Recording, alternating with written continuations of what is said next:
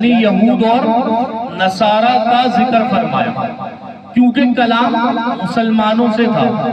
ٹھیک ہے، تو یہ ذہن میں رکھیں کہ اللہ کی کتاب قرآن پاک یہ آخری امت ہمارا عقیدہ قرآن پاک اس حساب سے آخری کتاب. ٹھیک ہے نا، اب کوئی کتاب نہیں آئے گی کیونکہ آخری امت خاتم النبیین ہمارے نبی، یہ ہمارا عقیدہ.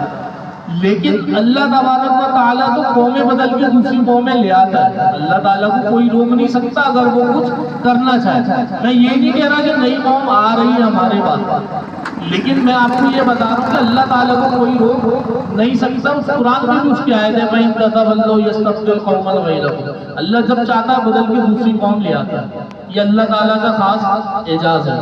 تو یہاں پر دو قوموں کا ذکر ہم سے پچھلی والوں کا فرمایا، اور یقین جانے کہ اگر کوئی چوتھی قوم آئے گی تو تیسری ہمیں، تو اس آیت کے اندر او مسلمہ کا اضافہ بھی ہو جاتا ہے.